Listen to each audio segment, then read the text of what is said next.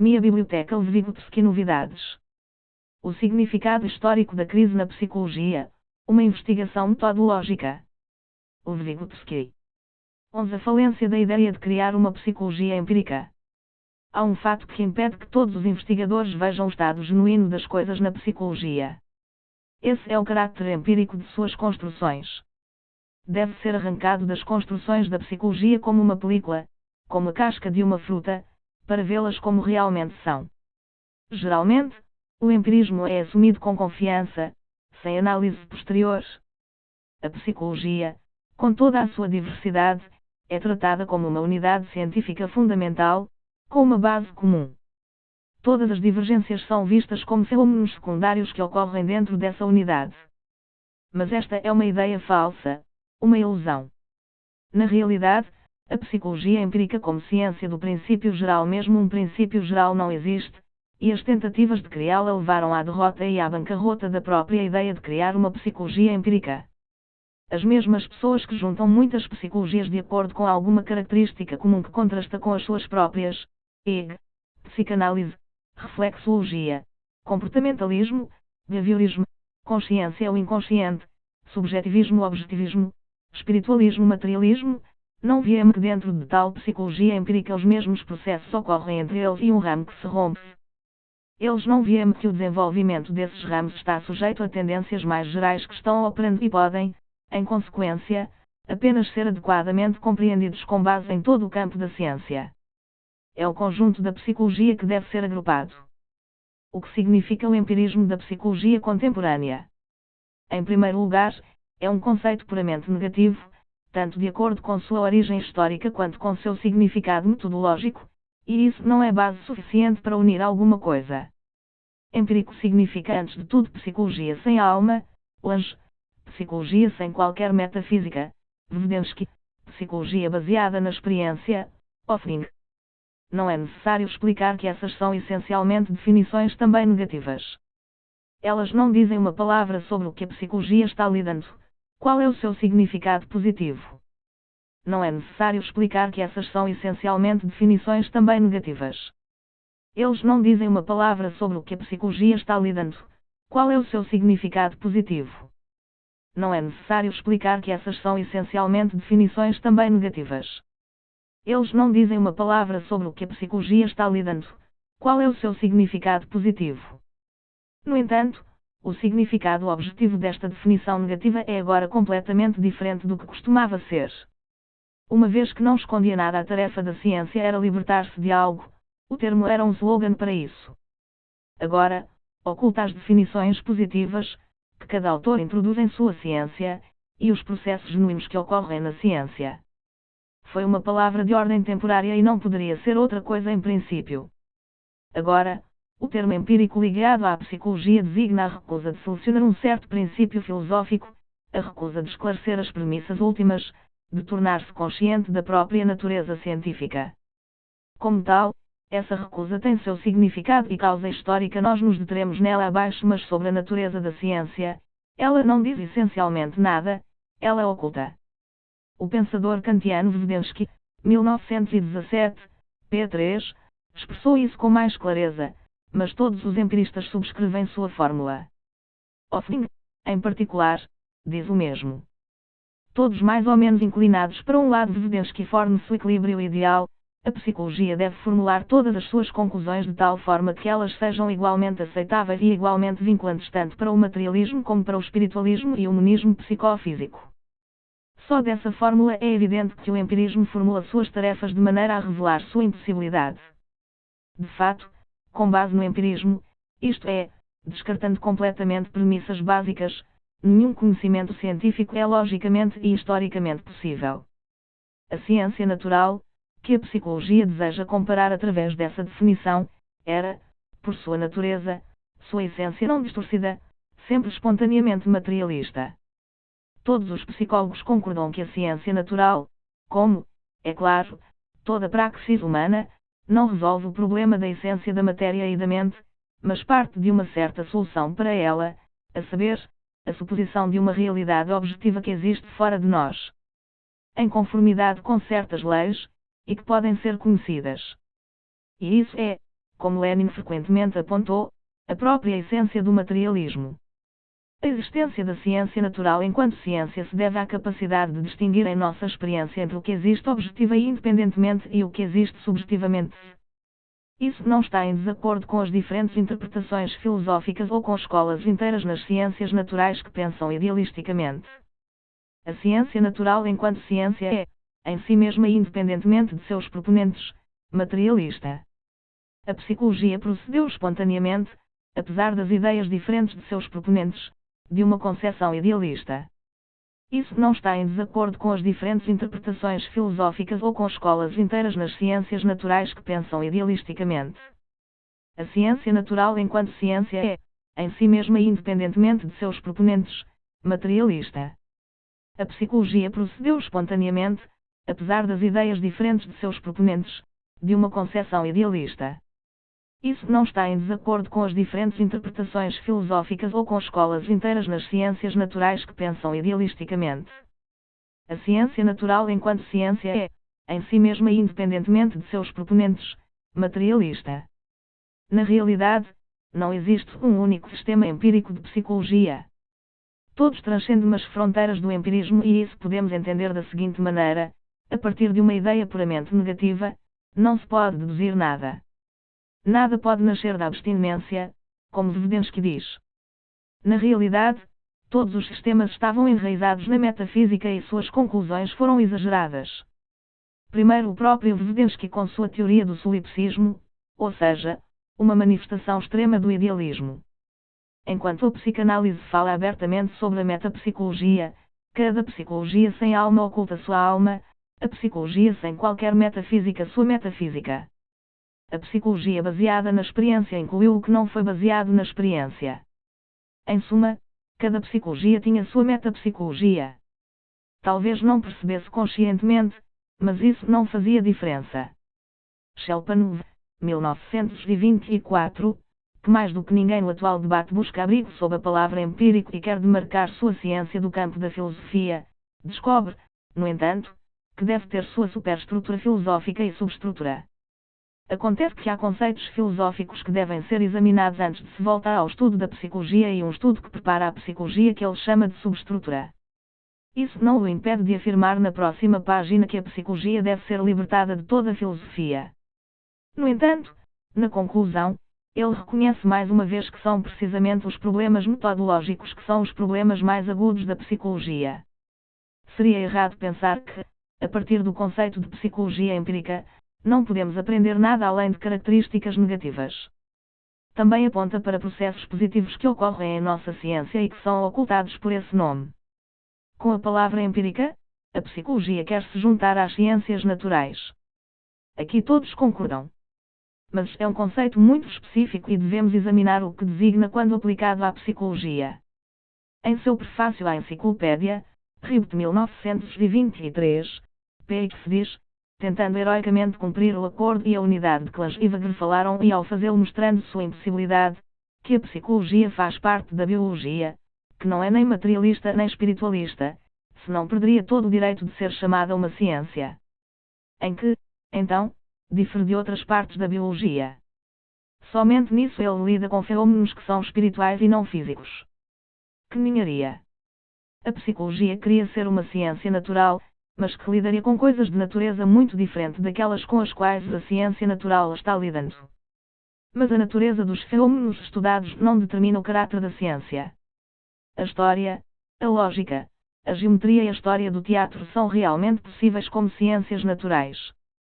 E Shelpanov, que insiste em que a psicologia deveria ser tão empírica quanto a física, a mineralogia etc., naturalmente não se une a Pavlov, mas imediatamente começa a vociferar quando se tenta realizar a psicologia como uma genuína ciência natural. O que ele está acalmando em sua comparação. Ele quer que a psicologia seja uma ciência natural sobre 1. Fenômenos que são completamente diferentes dos fenômenos físicos, e 2. Que são concebidos de uma maneira completamente diferente da maneira como os objetos das ciências naturais são investigados. Pode-se perguntar o que as ciências naturais e a psicologia podem ter em comum se o assunto e o método de adquirir conhecimento forem diferentes. E Vedensky, 1917, p. 3, diz, depois de ter explicado o significado do caráter empírico da psicologia. Portanto, a psicologia contemporânea frequentemente se caracteriza como uma ciência natural sobre fenômenos mentais ou uma história natural dos fenômenos mentais. Significa que a psicologia quer ser uma ciência natural sobre fenômenos não naturais. Está ligado às ciências naturais por uma característica puramente negativa à rejeição da metafísica e não por uma única positiva. Pode-se perguntar o que as ciências naturais e a psicologia podem ter em comum se o assunto e o método de adquirir conhecimento forem diferentes. Evidensky, 1917, p. 3, diz, depois de ter explicado o significado do caráter empírico da psicologia.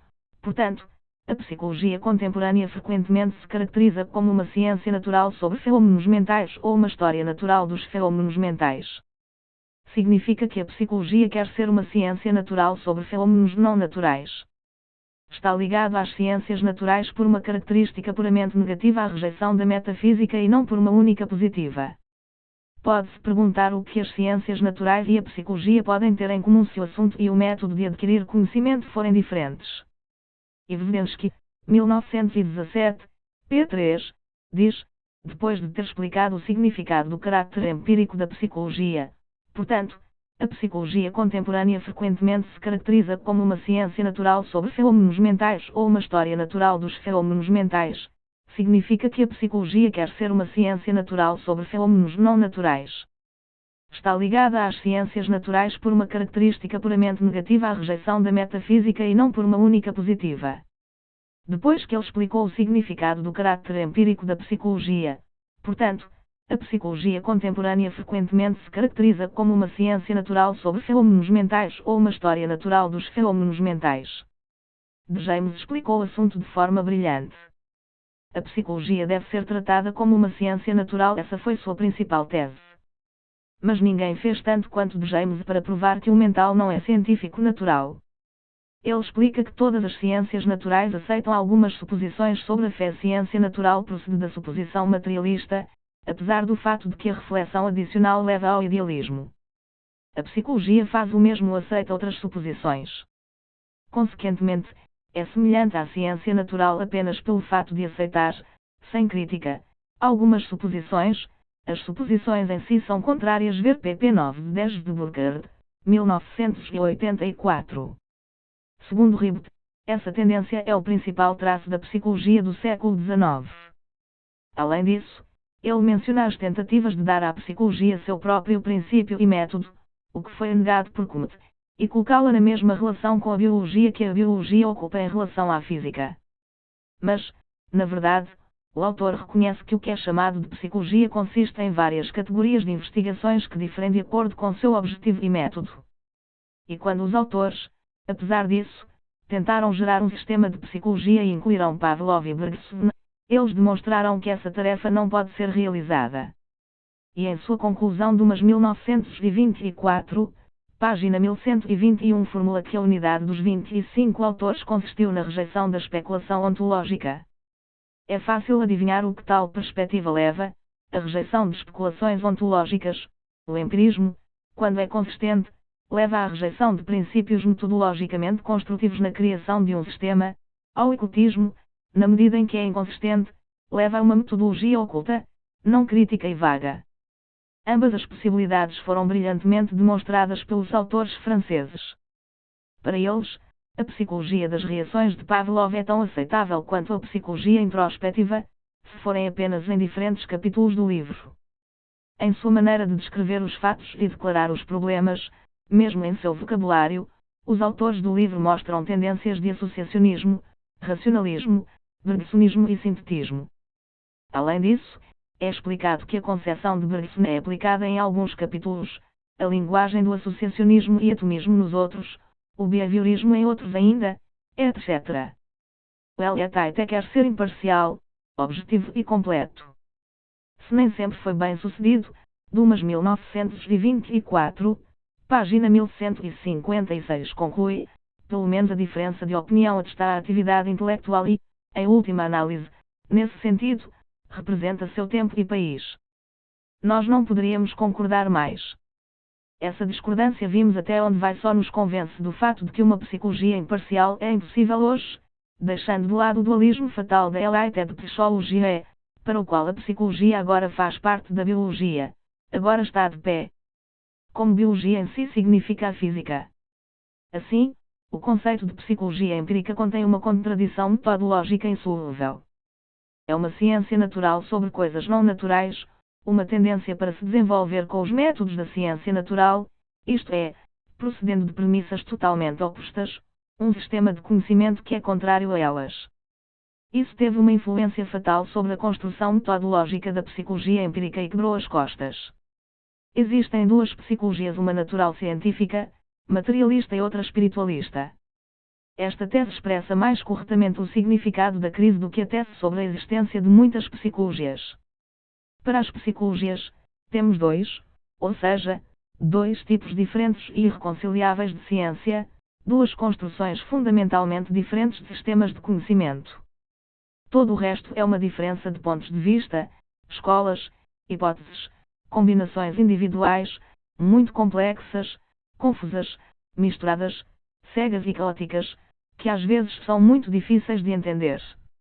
Mas a verdadeira luta só ocorre entre duas tendências que se encontram e operam por trás de todas as correntes sem dificuldades. Que isto é assim, que duas psicologias, e não muitas psicologias, compõem o significado da crise, que todo o resto é uma luta dentro de cada uma dessas duas psicologias, uma luta que tem outro significado e campo operacional, que a criação de uma psicologia geral não é uma questão de acordo, mas de uma ruptura toda essa metodologia realizada há muito tempo e ninguém a contesta. A diferença desta tese das três versões de Kornilov reside em toda a gama do significado da crise. 1. Os conceitos de psicologia materialista e reflexologia não caem-se de, como ele diz. 2. Os conceitos de empírica e idealista psicologia não coincidem, como ele diz. 3. Nossa avaliação do papel da psicologia marxista difere. Finalmente, aqui estamos lidando com duas tendências que aparecem na luta entre a multidão de correntes concretas e dentro delas. Ninguém contesta que a psicologia geral não será uma terceira psicologia adicionada às duas partes em luta, mas uma delas. Que o conceito de empirismo contém um conflito metodológico que uma teoria autorreflexiva deve resolver para tornar a investigação possível. Essa ideia foi bem conhecida por Munsterberg em 1920. Em seu trabalho metodológico de Capital, ele declarou que este livro não esconde o fato de que ele quer ser um livro militante, ele defende o idealismo contra o naturalismo. Quer garantir um direito ilimitado para o idealismo na psicologia. Ele estabelece os fundamentos teóricos e epistemológicos da psicologia empírica e declara que essa é a coisa mais importante que a psicologia de nossos dias precisa. Seus principais conceitos foram reunidos ao acaso, seus meios lógicos de adquirir conhecimento foram deixados ao instinto.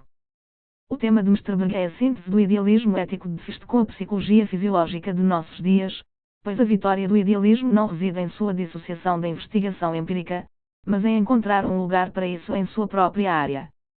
Munsterberg mostrou que o naturalismo e o idealismo são irreconciliáveis, é por isso que ele fala sobre um livro de idealismo militante, diz da psicologia geral que é bravura e um risco e não sobre acordo e unificação.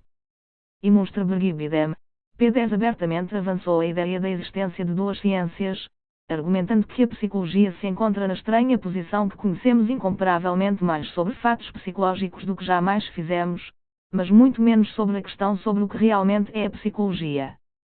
Pois a vitória do idealismo não reside em sua dissociação da investigação empírica, mas em encontrar um lugar para isso em sua própria área. Munsterberg mostrou que o naturalismo e o idealismo são irreconciliáveis, é por isso que ele fala sobre um livro de idealismo militante, diz da psicologia geral que é bravura e um risco e não sobre acordo e unificação. E Munsterberg ibidem, P10 abertamente avançou a ideia da existência de duas ciências, argumentando que a psicologia se encontra na estranha posição que conhecemos incomparavelmente mais sobre fatos psicológicos do que jamais fizemos, mas muito menos sobre a questão sobre o que realmente é a psicologia. Pois a vitória do idealismo não reside em sua dissociação da investigação empírica, mas em encontrar um lugar para isso em sua própria área. Munsterberg mostrou que o naturalismo e o idealismo são irreconciliáveis, é por isso que ele fala sobre um livro de idealismo militante, diz da psicologia geral que é bravura e um risco e não sobre acordo e unificação. A unidade dos métodos externos não pode esconder de nós que os diferentes psicólogos estão falando de uma psicologia totalmente diferente. Essa perturbação interna só pode ser entendida e superada da seguinte maneira. A psicologia dos nossos dias está lutando com o preconceito de que apenas um tipo de psicologia existe. O conceito de psicologia envolve duas tarefas científicas totalmente diferentes, que devem ser distinguidas em princípio e para as quais podemos usar designações especiais, uma vez que, na realidade, existem dois tipos de psicologia e BIDEM, P10. Na ciência contemporânea, todos os tipos de formas e tipos de mistura de duas ciências em uma aparente unidade são representados. O que essas ciências têm em comum é o seu objetivo, mas isso não diz nada sobre essas próprias ciências. Geologia, geografia e agronomia estudam a Terra, mas sua construção, seu princípio de conhecimento científico é diferente. Podemos, através da descrição, transformar mente em uma cadeia de causas e ações e imaginá-la como uma combinação de elementos objetiva e subjetivamente. Se levarmos as duas concepções ao extremo e lhes dermos uma forma científica, obteremos duas disciplinas teóricas fundamentalmente diferentes. Uma é causal, a outra é a psicologia teleológica e intencional e BIDEM, pp. 12-13. A existência de duas psicologias é tão óbvia que é aceita por todos. A discordância é apenas sobre a definição precisa de cada ciência. Alguns enfatizam algumas nuances, outros enfatizam outros. Seria muito interessante seguir todas essas oscilações, porque cada uma delas testemunha alguma tendência objetiva, um esforço em direção a um ou outro polo, e o escopo, a gama de contradições mostra que ambos os tipos de ciência, como duas borboletas em um casulo, ainda existe na forma de tendências ainda indiferenciadas. Mas agora não estamos interessados nas contradições, mas no fator comum que está por trás delas. Somos confrontados com duas questões: qual é a natureza comum das duas ciências e quais são as causas que levaram à bifurcação do empirismo no naturalismo e idealismo? Todos concordam que precisamente esses dois elementos estão na base das duas ciências, que, consequentemente, uma é a psicologia científica natural, e a outra é a psicologia idealista, quaisquer que sejam os diferentes autores. Seguindo Munsterberg, todos veem a diferença não no material ou assunto, mas no modo de adquirir conhecimento, no princípio. A questão é se devemos entender os fenômenos em termos de causalidade, em conexão e tendo fundamentalmente o mesmo significado que todos os outros fenômenos, ou intencionalmente, como atividade espiritual, que é orientada para um objetivo e isenta de todas as conexões materiais. Dilthey 1894-1977, pp. 37-41, que chama essas ciências de psicologia explicativa e descritiva, traça a bifurcação para o alvo, que dividiu a psicologia em psicologia racional e empírica, isto é, a própria origem da psicologia empírica. Ele mostra que a divisão sempre esteve presente durante todo o curso do desenvolvimento da ciência e tornou-se novamente explícita na escola de Herbert, 1849, e nas obras de White. O método da psicologia explicativa é idêntico ao da ciência natural. Seu postulado não há um fenômeno mental sem um físico leva à sua falência como uma ciência independente e seus assuntos são transferidos para as mãos da fisiologia, e BIDEM. A psicologia descritiva e explicativa não tem o mesmo significado que a sistemática e a explicação, suas duas partes básicas, de acordo com Bislanger, 1922, também têm nas ciências naturais. A própria origem da psicologia empírica. Ele mostra que a divisão sempre esteve presente durante todo o curso do desenvolvimento da ciência e tornou-se novamente explícita na escola de Herbert, 1849, e nas obras de White. O método da psicologia explicativa é idêntico ao da ciência natural. Seu postulado não há um fenômeno mental sem um físico leva à sua falência como uma ciência independente e seus assuntos são transferidos para as mãos da fisiologia, e BIDEM. A psicologia descritiva e explicativa não tem o mesmo significado que a sistemática e a explicação, suas duas partes básicas, de acordo com Bislanger, 1922, também têm nas ciências naturais. A própria origem da psicologia empírica. Ele mostra que a divisão sempre esteve presente durante todo o curso do desenvolvimento da ciência e tornou-se novamente explícita na escola de Herbert, 1849, e nas obras de White. O método da psicologia explicativa é idêntico ao da ciência natural. Seu postulado não há um fenômeno mental sem um físico leva à sua falência como uma ciência independente e seus assuntos são transferidos para as mãos da fisiologia, e BIDEM. A psicologia descritiva e explicativa não tem o mesmo significado que a sistemática e a explicação, suas duas partes básicas, de acordo com Bislanger, 1922, também tem nas ciências naturais. Ele mostra que a divisão sempre esteve presente durante todo o curso do desenvolvimento da ciência e tornou-se novamente explícita na escola de Herbert, 1849, e nas obras de White. O método da psicologia explicativa é idêntico ao da ciência natural. Seu postulado não há um fenômeno mental sem um físico leva à sua falência como uma ciência independente e seus assuntos são transferidos para as mãos da fisiologia, ibidem. A psicologia descritiva e explicativa não tem o mesmo significado que a sistemática e a explicação suas duas partes básicas de acordo com Bislanger, 1922, também tem nas ciências naturais. Ele mostra que a divisão sempre esteve presente durante todo o curso do desenvolvimento da ciência e tornou-se novamente explícita na escola de Herbert, 1849, e nas obras de White. O método da psicologia explicativa é idêntico ao da ciência natural. Seu postulado não há um fenômeno mental sem um físico leva à sua falência como uma ciência independente e seus assuntos são transferidos para as mãos da fisiologia, ibidem.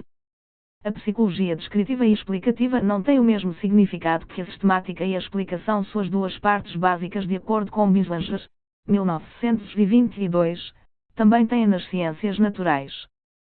Seu postulado não há um fenômeno mental sem um físico leva à sua falência como uma ciência independente e seus assuntos são transferidos para as mãos da fisiologia, ibidem. A psicologia descritiva e explicativa não tem o mesmo significado que a sistemática e a explicação suas duas partes básicas de acordo com Bislanger, 1922, também tem nas ciências naturais. Seu postulado não há um fenômeno mental sem um físico leva à sua falência como uma ciência independente e seus assuntos são transferidos para as mãos da fisiologia, ibidem. A psicologia descritiva e explicativa não tem o mesmo significado que a sistemática e a explicação suas duas partes básicas de acordo com Bislanger, 1922, também tem nas ciências naturais.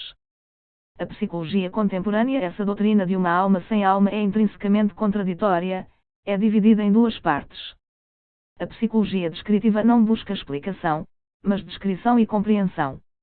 O que os poetas, Shakespeare em particular, apresentam em imagens, torna o assunto da análise em conceitos.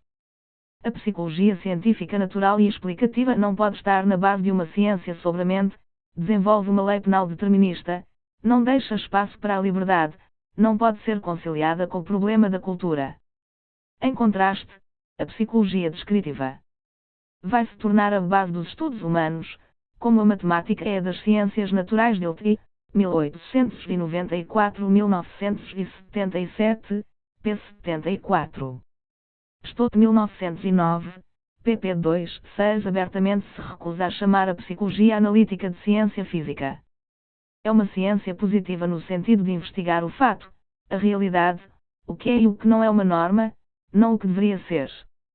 Fica ao lado da matemática, as ciências naturais, teoria do conhecimento. Mas não é uma ciência física. Entre o mental e o físico existe tal abismo que não há como rastrear suas conexões. Nenhuma ciência da matéria permanece para a psicologia em uma relação análoga àquela em que a química e a física se situam na biologia, isto é, numa relação de princípios mais gerais a mais especiais, mas em princípio homogêneos. Bislanger 1922, página 22 divide todos os problemas de metodologia naqueles devidos a um científico natural e aqueles devidos a um conceito científico não natural da mente. Ele explica aberta e claramente que existem duas psicologias radicalmente diferentes. Referindo-se a Sigwart, ele chama a luta contra a psicologia natural como a fonte da divisão. Isso nos leva à fenomenologia da experiência, a base da lógica pura de Husserl e da psicologia científica empírica, mas não natural, defende Jaspers. Blower defende a posição oposta. Ele rejeita a opinião de Wundt de que a psicologia não é uma ciência natural e, seguindo Rickert, ele a chama de psicologia generalizadora, embora tenha em mente o que Dilthey chamou de psicologia explicativa ou construtiva. Nós não examinaremos completamente a questão de como a psicologia como uma ciência natural é possível e os conceitos por meio dos quais ela é construída. Tudo isso pertence ao debate dentro de uma psicologia e constitui o sujeito da exposição positiva na próxima parte do nosso trabalho. Além disso, também deixamos aberta outra questão: se a psicologia é realmente uma ciência natural no sentido exato da palavra. Seguindo os autores europeus, Usamos essa palavra para designar a natureza materialista desse tipo de conhecimento da forma mais clara possível. Na medida em que a psicologia da Europa Ocidental não conhecia ou mal conhecia os problemas da psicologia social, acreditava-se que esse tipo de conhecimento coincidisse com a ciência natural. Quase todos os autores russos que escreveram algo de importância sobre a psicologia aceitam a divisão do boato. É claro que mostra até que ponto essas ideias são geralmente aceitas na psicologia europeia. Lange, 1914, que menciona a divergência entre Windelband e Rickert, por um lado, que consideram a psicologia como uma ciência natural, e Ontidilti, por outro, está inclinado com os últimos autores a distinguir duas ciências. É notável que ele critique Nature como um expoente da concepção idealista da psicologia e o contrasta com uma compreensão realista ou biológica. No entanto, de acordo com Munsterberg, Nature exigiu desde o início a mesma coisa que ele fez, ou seja, uma ciência subjetivante e objetivadora da mente, ou seja, duas ciências. Lange fundiu ambos os pontos de vista em um único postulado e expôs ambas as tendências irreconciliáveis em seu livro, considerando que o significado da crise reside na luta com o associacionismo. Ele explica Dilthey e Munsterberg com real simpatia e afirma que duas diferentes psicologias resultaram.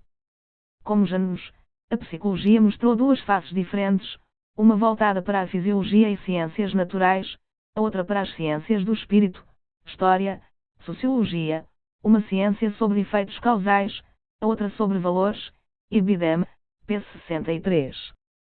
Parece que o que resta é optar por um dos dois, mas Lange os une.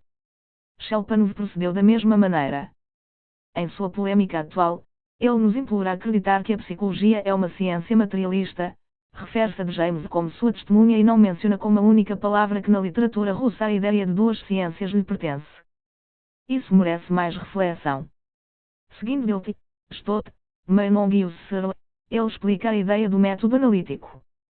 Enquanto o método indutivo é distintivo da psicologia científica natural, a psicologia descritiva é caracterizada pelo método analítico que leva ao conhecimento de ideias a priori. A psicologia analítica é a psicologia básica. Deve preceder o desenvolvimento da psicologia infantil, da zoopsicologia e da psicologia experimental objetiva e fornecer a base para todos os tipos de investigação psicológica. Isso não se parece com a relação da mineralogia com a física, nem com a separação completa da psicologia da filosofia e do idealismo.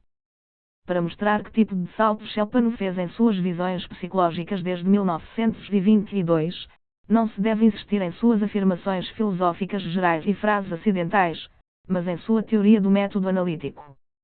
Shelpanov protesta contra a mistura das tarefas da psicologia explicativa com as da psicologia descritiva e explica que elas são absolutamente contraditórias.